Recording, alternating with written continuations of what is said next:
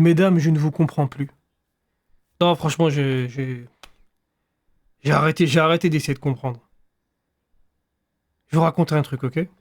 Histoire vraie, anecdote personnelle, pour que vous compreniez un petit peu la folie. Euh, Hier, je me réveille, tout va bien. Je descends prendre le petit déjeuner avec mes enfants.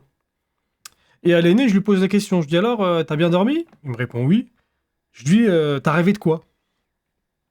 Grave erreur. À ce moment-là, je ne savais pas que j'allais déchaîner la bête à Sahabi qui vivait avec moi. La bête du Gévaudan. Et là, mon fils, il me dit, bah, franchement, j'ai rêvé, mais je me rappelle pas. Et il me dit, et toi, t'as rêvé de quoi? J'ai même pas eu le temps de répondre que ma femme m'interpelle. Au fait, toi, qu'elle me dit, à 6h15 du matin et 35 secondes précisément, tu as prononcé les mots suivants. J'ai l'impression d'être en cours de justice. Tu as prononcé les mots suivants. Mon amour. Ah, à ce moment-là, je savais que j'étais cuit. Ah non, j'étais cuit.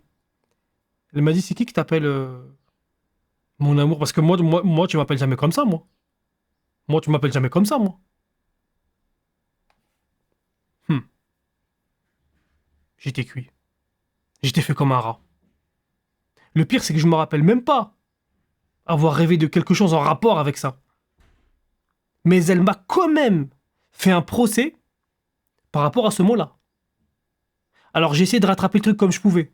J'ai dit non, mais j'ai pas dit mon amour, j'ai dit ma pomme d'amour, mes poignées d'amour, mon tambour. Tu vois, ça marchait pas. Ça n'a pas fonctionné. Et donc, on s'est pris la tête, en tout cas, elle m'a pris la tête par rapport à ça. À un pseudo rêve où j'aurais prononcé mon amour. Ça se trouve, j'ai même pas prononcé ce mot-là, mais il fallait bien un truc. Il fallait bien une petite occasion pour rajouter un petit peu de piment dans la relation, tu vois. C'est là que je me dis, mais attends, mais c'est pas possible. On en est là en 2026. Se prendre la tête sur des rêves. Déjà que la réalité, elle est assez compliquée. Alors si en plus on se prend la tête sur des rêves, ça va devenir très compliqué.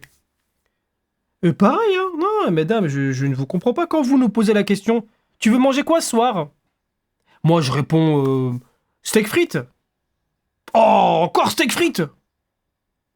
Non, bah vas-y, fais, je sais pas moi, purée avec de la dinde. Encore de la purée.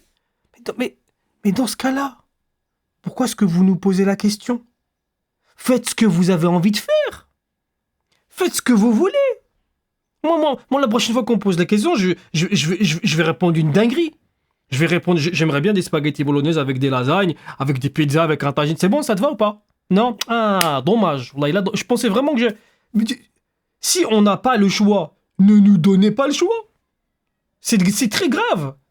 Ça, c'est vraiment des prises de tête vraiment gratuites. Ça, c'est vraiment, tu sais, quand la vie, c'est le petit cadeau de la vie, quoi. C'est vraiment quand la vie est trop simple, quand la vie est trop douce, quoi. On rajoute un peu de piment comme ça. Mais ça, c'est des fausses embrouilles pour moi. Et ça rend. Mais le problème, c'est que ça fatigue, hein, sur le long terme. Ah, encore une fois, de temps en temps, mais sur le long terme, tu deviens fou. C'est quoi ce délire? Oh, chaque fois que tu me poses la question, je te réponds, tu me dis, bah, dans ce cas-là, me pose pas la question. Je vais devenir dingue. C'est pour ça qu'après, les gens, un jour, à mon avis, il y a un homme, il en avait marre de sa femme, il a créé le air fryer. Il a créé le air fryer, il a créé la tondeuse qui tond tout seul, il a créé la serpillière qui serpille tout seul, il a inventé le four qui fourre tout seul, tout. Il s'est dit, ouais, j'en ai marre. Pareil, je pense que c'est un mec, un jour, il a dit mon amour dans son rêve et sa femme, elle l'a grillé. Il s'est dit, tu sais quoi, tu vas pas me casser la tête, d'accord? Commence à me péter les couilles, celle-là. Mais après, bon, il y a d'autres motifs de bataille, on va dire, les enfants. Parce que les gens qui disent, oui, vous verrez quand vous serez mariés, quand vous aurez des enfants, votre vie sera tellement belle. C'est faux. C'est faux. La vie n'est pas plus belle avec ou sans ou avec des enfants, non. Des fois, même, elle est plus compliquée quand t'as des enfants. Parce que ça va être des motifs de bataille. Ça va être des motifs de guerre. Ah oui. Ah, regarde, il a eu de mauvaises notes. Ah ouais. Voilà, à cause de toi. Voilà. Tu les pourris trop. Tu les gâtes trop.